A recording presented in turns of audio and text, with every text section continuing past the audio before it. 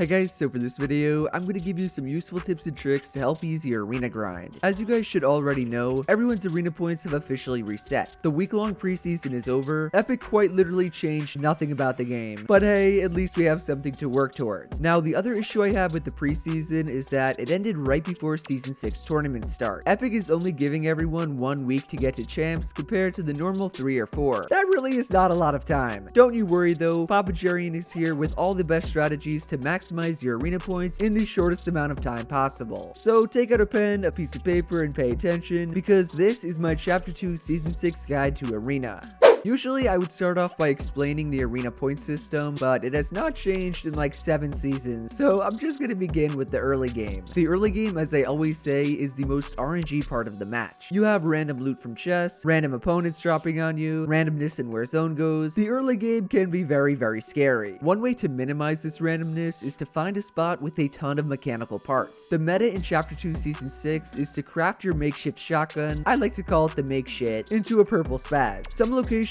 like John Wick's house, for example, are really good for this. Others maybe not so much, but it really decides on where you want to go. One tip I have for farming mechanical parts is, instead of using a pickaxe, use an SMG. Most people, including myself, thought the best way to farm cars was to use your pickaxe. I told you guys in my last video to hit the tires of a car first, then hit the body with your pickaxe until it's like 10 HP. This is still an extremely viable strategy, especially when you hit the tires first. That will usually get you at least 1 mechanical part, but shooting with an SMG is technically more optimal. To understand why, you have to think about how much damage one shot with your SMG does. Usually anywhere from 25 to 30 damage depending on the rarity. Compared to a pickaxe hit, which yes, I know does not make any damage and does not have any ammo, the important thing is that it does less than half of that damage. You see where I'm going with this? You can get in way more hits with an SMG than you can with hits on your pickaxe, meaning there are more chances for a mechanical part to drop. I've been using this method recently, and I kid you not, I've been getting at least 2 or 3 additional mechanical part pieces compared to using my pickaxe. I still farm the same way. I hit the tires first with my SMG, I then go for the body. Nothing changes in that department. It's just that shooting a car with an SMG is busted.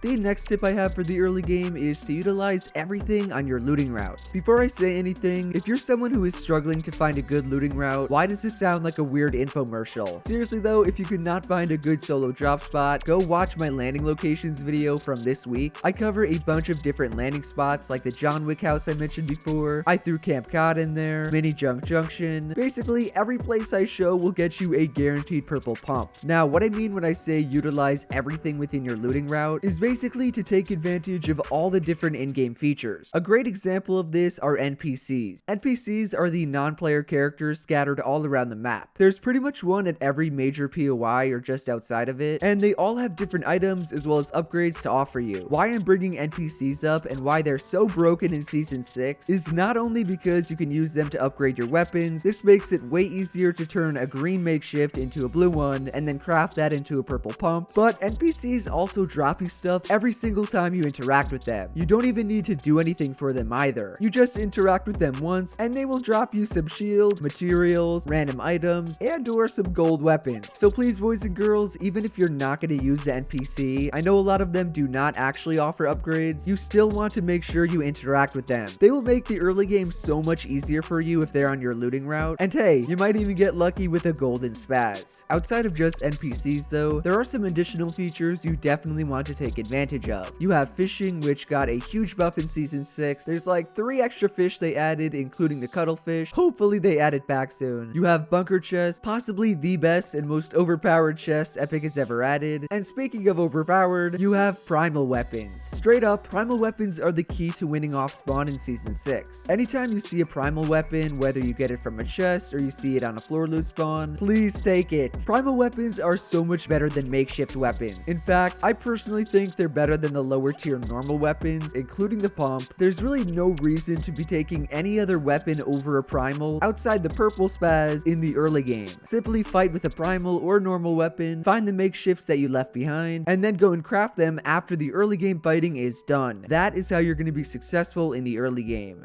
Moving on to the mid game, let's talk about your loadout. So like I just said, your early game loadout should consist of primal weapons or normal weapons. For the mid game, however, you should either be taking makeshift weapons that you know you're going to craft on the way, you have some mechanical parts, or normal weapons that you have already crafted. My idea for a typical loadout would be 1 AR, 1 shotgun, 1 bow, and then 2 shields or utility items of some sort. Another solid loadout would be 1 AR, 1 shotgun, and then 3 utility items, maybe 2 different sources of shield, and then like a fish. But Jerian, where's the SMG? Me personally, I really do not think you need an SMG in Season 6. Pretty much every pro does not use one. They just run an AR and a pump or an AR and a primal. Additionally, you're going to be using most of your light ammo to farm cars like I said. I just highly recommend practicing with 1 AR and 1 shotgun. Every single assault rifle outside of the makeshift one is going to be just as good as an SMG is to follow up with your shotgun. As far as bows go, I actually think they're pretty darn good. I love them since they are extremely fun to use. They have a ton of different upgrades. They also remind me of the snipers, which I loved. Rest in peace, snipers. To be more specific though on which ones I like to upgrade to, I recommend upgrading to the primal and then either to the primal stink bow or to the primal flame bow. Both of those primal bows do an insane amount of AoE damage. The primal flame bow lights any wood builds on fire. The primal stink bow is basically a long stink bomb. I just love to grief people sitting inside boxes and camping. My only annoyance with the bow is that it is kind of hard to hit shots with. I don't know if it's just me, but I swear half the time I am straight on the target. It looks like it's gonna hit them on my screen and then it does not. Maybe I just suck. But yeah, let me know if you guys feel the same way. Final aspect of your loadout, your AR and your shotgun. This should kind of be straightforward since I did mention it before. You either want a purple pump in the mid game or a primal shotgun. The primal shotgun is so busted that it can be any rarity, by the way. And then for your AR, definitely want a scar, a normal AR if you cannot upgrade it, and then yes, I do recommend a primal AR as well. This thing hits like an absolute truck if you are accurate. But Jerian, there's no first shot accuracy. That's part of why I take a normal AR over it, and why you're gonna see a ton of pros taking normal ARs over higher tier primals in tournaments. Someone has to get those surge tags. Again though, do not sleep on its damage. One cheeky tip I have for the mid game is to take 2 shotguns. I know that sounds dumb, but trust me, take either a pump or makeshift as well as a primal shotgun. With this loadout, you're going to be able to outplay your opponent in every way possible. Just think about it. You have a pump, meaning you can play smart, you could take angles, use good peeks to your advantage, and then you also have a primal shotgun. The primal is the key here, meaning you can just jump straight into boxes. Trust me when I say that nobody is going to expect you to jump into their box full force when they think you have a pump or a makeshift. If anything, they're going to try to rush you because they know you only have a makeshift. They're going to have a primal, and then out of nowhere, you jump into their box and kill them. They should have been a itsJerian subscriber. Final tip regarding the mid game, it does kind of work for the late game as well, but I'll classify it in the mid game, is to rotate to the dead side of the map. In case you don't know what the dead side is, I made a full video explaining. I'll link it down below. It should also be up on the screen. It's basically the side where the least amount of people are. In arena, the dead side will always be extremely dead. By this, I mean that arena games die out really quickly. Everyone just wants to fight. So the dead side of the match that's usually just dead in tournaments is going to be extra dead in arena. Why I love rotating to the dead side in arena is, first off, it's technically the fastest way to gain arena points. The less people you fight in arena, the less chance you're gonna have of dying, and that means you get free placement. Placement, by the way, is the easiest way to get points fast. Then the second reason I love rotating to the dead side in arena is because if I do decide to fight people, this is where I'm not gonna get third party. It's called the dead side for a reason. Nobody is gonna be there. It is going to be a bare wasteland. Therefore, if you do fight someone, you will get a free, fair fight without little Timmy stinkboning you from across the map. How dare you, little Timmy?